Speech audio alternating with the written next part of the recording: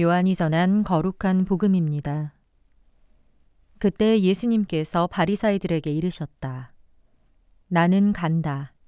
너희가 나를 찾겠지만 너희는 자기 죄 속에서 죽을 것이다. 내가 가는 곳에 너희는 올 수 없다. 그러자 유다인들이 내가 가는 곳에 너희는 올 수 없다 하니 자살하겠다는 말인가 하였다. 예수님께서 그들에게 말씀하셨다. 너희는 아래에서 왔고 나는 위에서 왔다. 너희는 이 세상에 속하지만 나는 이 세상에 속하지 않는다.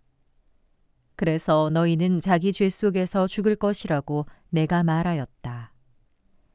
정녕 내가 나임을 믿지 않으면 너희는 자기 죄 속에서 죽을 것이다. 그러자 그들이 예수님께 당신이 누구요? 하고 물었다. 예수님께서 그들에게 이르셨다. 처음부터 내가 너희에게 말해오지 않았느냐? 나는 너희에 관하여 이야기할 것도 심판할 것도 많다. 그러나 나를 보내신 분께서는 참되시기에 나는 그분에게서 들은 것을 이 세상에 이야기할 따름이다. 그들은 예수님께서 아버지를 가리켜 말씀하신 줄을 깨닫지 못하였다. 그래서 예수님께서 다시 그들에게 이르셨다. 너희는 사람의 아들을 들어올린 뒤에야 내가 나임을 깨달을 뿐만 아니라 내가 스스로는 아무것도 하지 않고 아버지께서 가르쳐 주신 대로만 말한다는 것을 깨달을 것이다. 나를 보내신 분께서는 나와 함께 계시고 나를 혼자 버려두지 않으신다. 내가 언제나 그분 마음에 드는 일을 하기 때문이다. 예수님께서 이렇게 말씀하시자 많은 사람이 그분을 믿었다. 주님의 말씀입니다.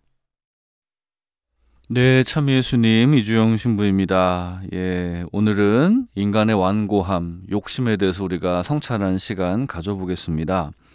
여러분들 오늘 독서의 말씀이 민수기잖아요. 요즘 저희 서울교구에서도 성경 통독을 교우들에게 많이 이야기하는데요. 교우들이 많이 통독하시더라고요. 예, 그리고 그 중에서도 민수기 읽어보시면 내용이 굉장히 다이나믹하고 흥미진진합니다. 물론 좀 지루한 부분도 있는데요.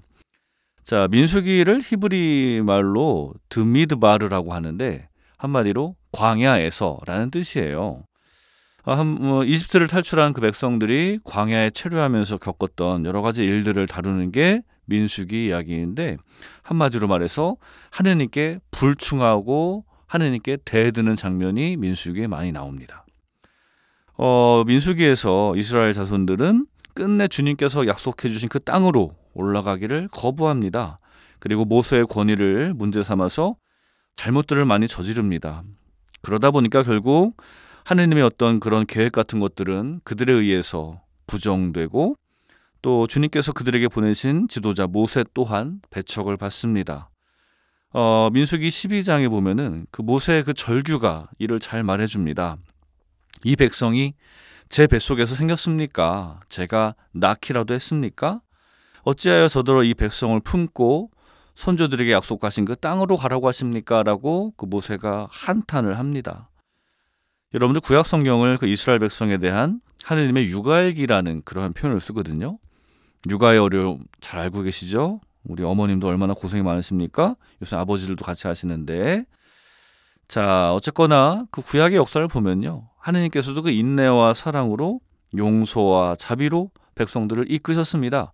한마디로 엄청나게 고생하면서 백성들을 이끄신 것이죠. 하지만 안타깝게도 그 중에는 하느님을 끝까지 거부했던 완고한 사람도 많았고 그것은 왜 그랬겠습니까? 바로 하느님의 뜻과 신앙의 가르침, 사랑과 자비가 아니라 자신의 뜻과 욕심을 바탕으로 자신의 왕국을 만들려는 생각이 있었기 때문이지요. 이러한 것은 오늘을 살아가는 우리에게도 마찬가지가 아닐까 합니다. 결국 역사 그리고 그 옛날의 이야기들을 전해주는 구약 성경의 어떤 장면들도 우리가 우리 자신을 성찰하게 하는 거울 같은 것입니다. 예. 한 주간 유다인들과 예수님의 갈등을 우리가 보면서 우리 역시 예수님과 갈등을 빚는 우리 모습을 바라봅니다. 얼마나 많이 우리가 예수님을 거부하고 그분의 가르침을 외면하고 우리 또한 그분에게서 멀어지려고 우리가 합니까? 사실 정말 이러한 모든 것들은 우리를 겸손하게 진솔하게 성찰하게 합니다. 저 역시 순명하지 못하고 제 욕심을 내세워 사는 저 자신이 부끄러울 때가 많습니다. 하지만 그래도 주님의 은총을 의지하고 주님 말씀대로 살려고 합니다. 그것이 바로 우리가 참되게 사는 길이기 때문입니다. 어느새 사순시기도 막바지로 접어들고 있습니다. 고해성사나 극기, 회개와 여러 가지 노력들이 아직도 우리에게 요청되는 시기입니다.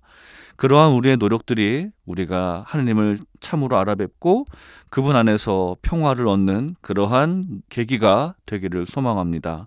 사순시기 여러분들의 노력과 희생이 하느님께 올려지는 거룩한 제물이 되기를 소망합니다. 아멘.